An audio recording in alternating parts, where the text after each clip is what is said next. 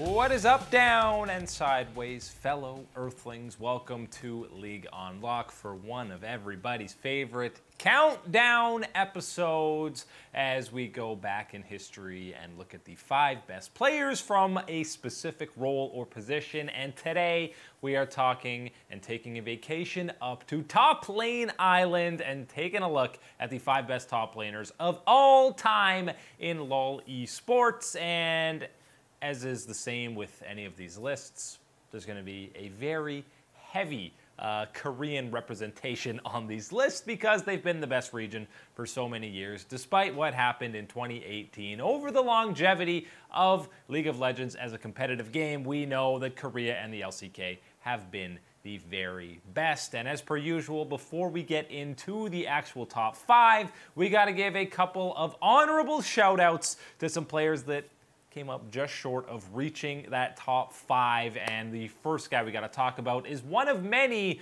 former SKT top laners. We are talking about Huni. I mean, this guy, he went to Worlds with Europe, he's gone with Korea, he's gone with North America now, he's played all over the globe. Nobody expected him to be as good as he was when he burst on the scene in 2015.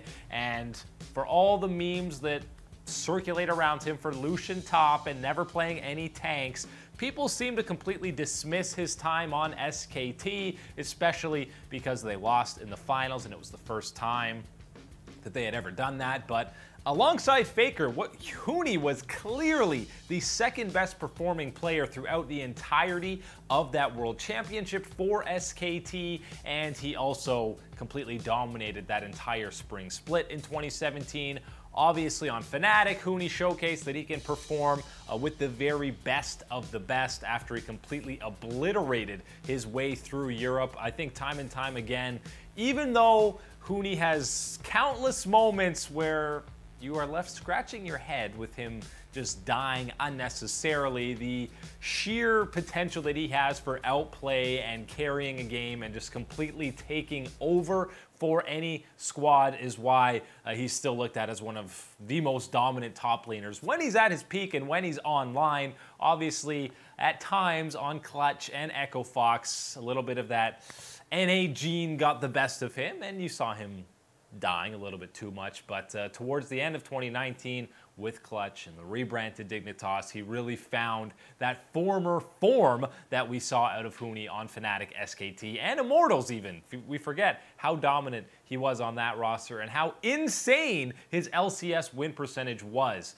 up until, you know, the second half of his time on Echo Fox. He has been absolutely incredible wherever he's played. Another SKT top laner to shout out is Duke. I mean, he was there 2016 for the World Championship run for them, and even before that, he played at an MVP level before he was on SKT. Obviously on Invictus, he's taken a backseat to the Shy with good reason because he's absolutely incredible, but Duke, for a solid 3, almost 4-year stretch, he was a absolute world-class top laner. He delivered on that international stage, and remember, even though he didn't play as many games as the Shy at the 2018 World Championship, he did play some games, and he is still the only player to win 2 World Championships with 2 different teams because Faker ain't leaving SKT anytime soon.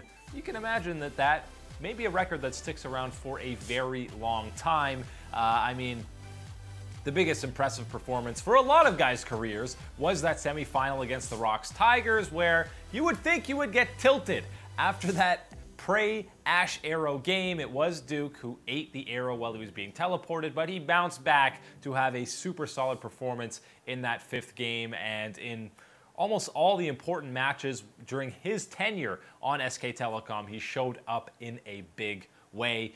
Khan is another guy that you could maybe talk about. If he continues playing, he will probably play his way onto this list. And someday, MVP in Korea, if he wasn't, you know, stuck moseying around the academy leagues in North America, maybe he would have the chance to also push himself into that category of being one of the 5 best top laners of all time. But for now, those guys fall just short of the list, but there's no question they are all-time greats.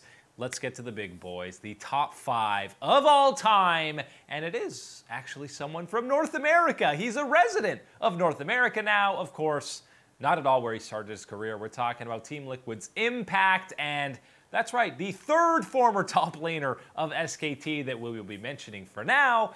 He's a world champion way back in 2013. Obviously, everyone on that SKT roster was incredibly talented and top 2 in their role for pretty much at least a full year span that you were talking about, and 2 LCK titles with that SKT squad. 4 now. He's part of the back-to-back train here with Team Liquid in North America.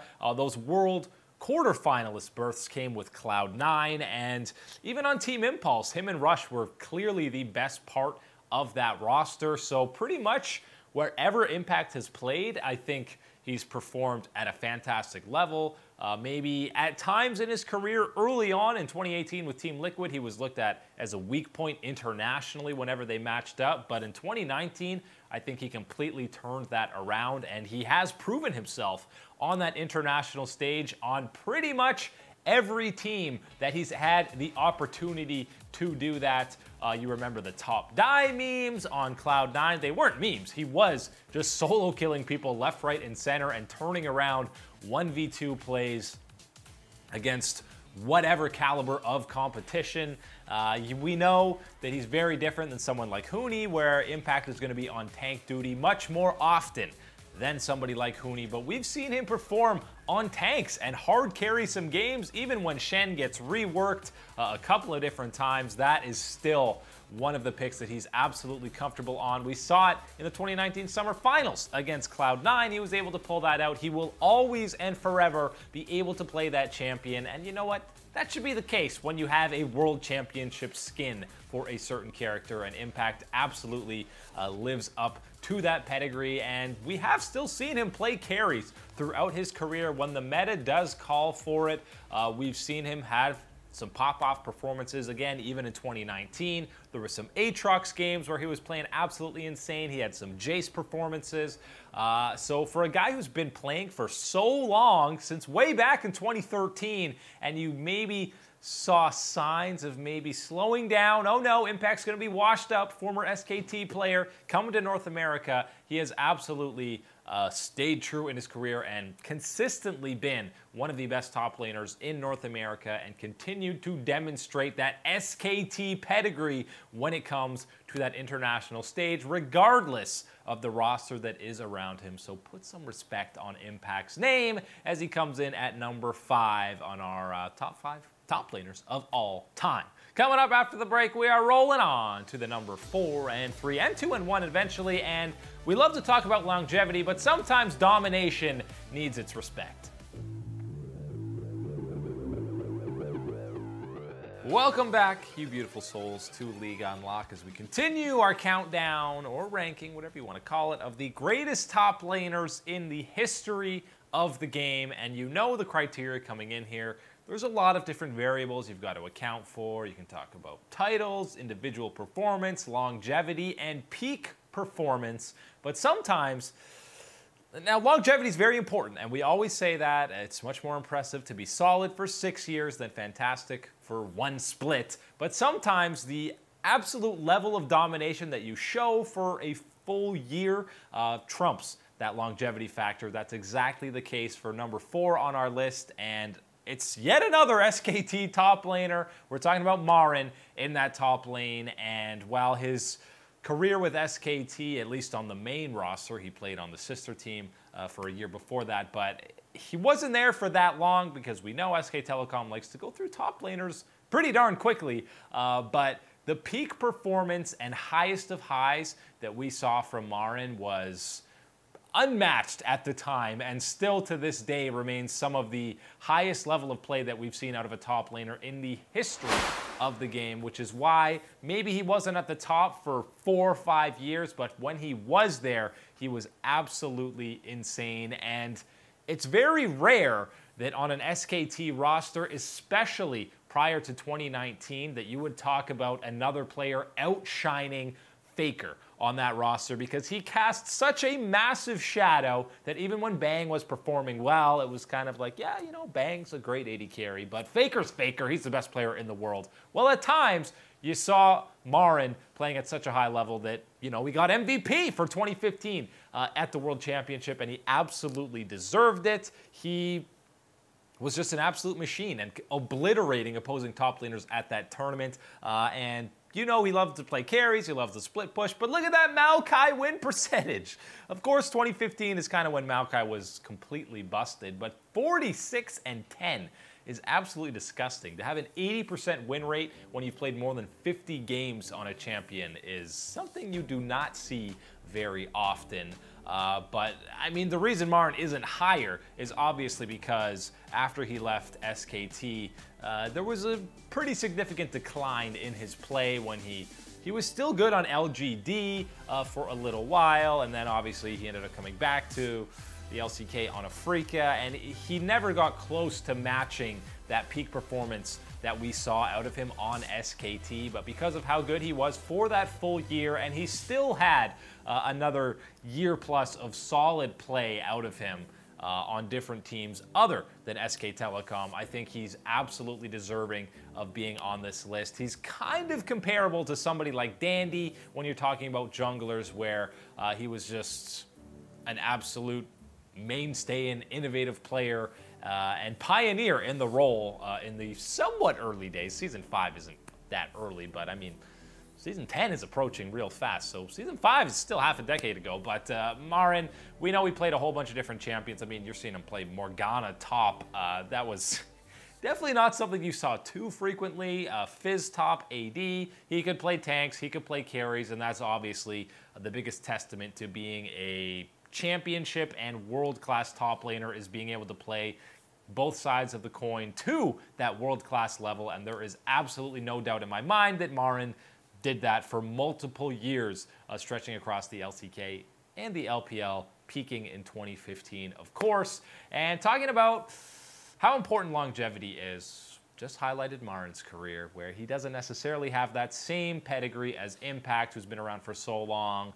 Well, this guy is still very young in his career, and there is not much of a doubt in my mind that he will be higher on this list. And in other roles, a player like him, I think of Caps in the mid lane. We wouldn't even have him on the top 5. We'd have him as an honorable mention. But what the Shy has done in his still somewhat brief career on Invictus Gaming, the man is not even 20 years old yet, and I still think he absolutely deserves to be top 3 for top laners of all time, because we just talked about the peak performance for Marin really being 2015.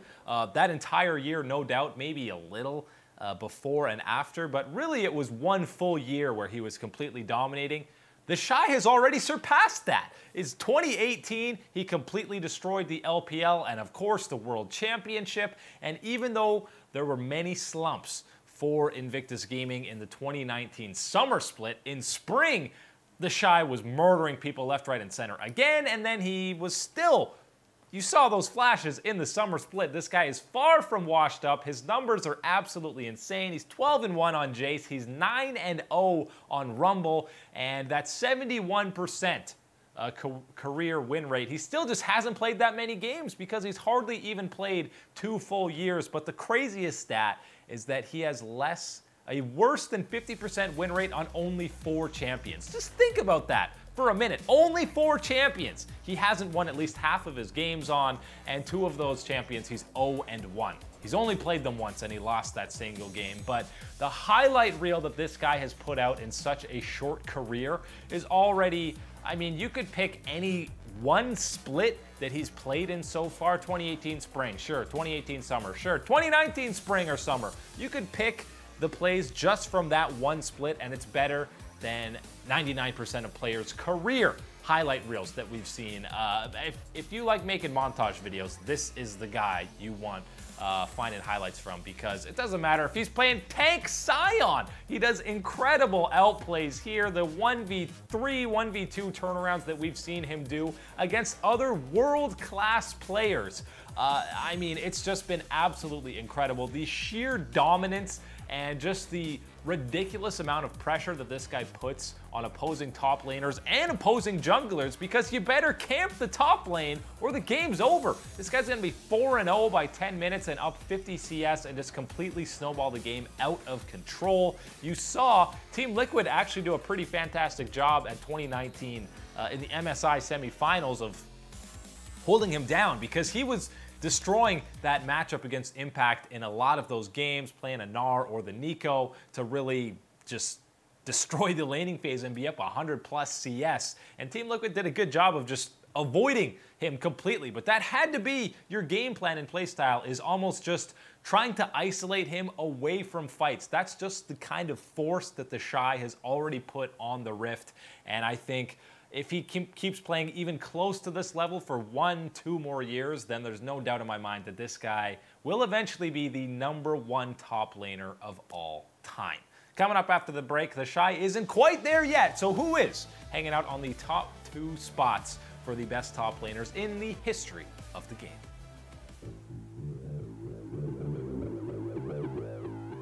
Ladies and gentlemen, we are back on League Unlocked, looking at the 5 greatest top laners of all time. And the previous 2, it was all about peak performance and just completely dominating the competition, even though the long and tenured careers weren't necessarily there. But for number 2 on our list, sometimes that longevity and prolonged greatness is something that you absolutely have to recognize. And the epitome of that is somebody who has been playing since not season 3 or 4, but we are talking season 1. One of the truest OG League of Legends players that we still have, and one of only 2 members still playing from the season 1 World Championship. He is the greatest top laner in Western history, maybe the most accomplished player in Western history. It is Soaz, the god and the maestro of the top lane. And yes,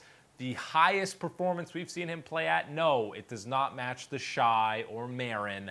But the fact that this guy has been competitive and been at the top of his region and been able to compete internationally since season 1 is absolutely something that we have to recognize. And it's just, I mean, the career accolades and number of titles that this guy has won is absolutely insane. And really, pre-season 3 and onwards is almost broken up to 2 entirely different games. And this guy is the transition between both. He played in the early days where there was no LCS. You were playing all these random tournaments. And by the way, Fnatic then was winning pretty much all of them. He was the runner-up with Expeke and the boys at one of the biggest and most competitive tournaments of all time at IPL 5, where then the dominant World Elite roster won that one.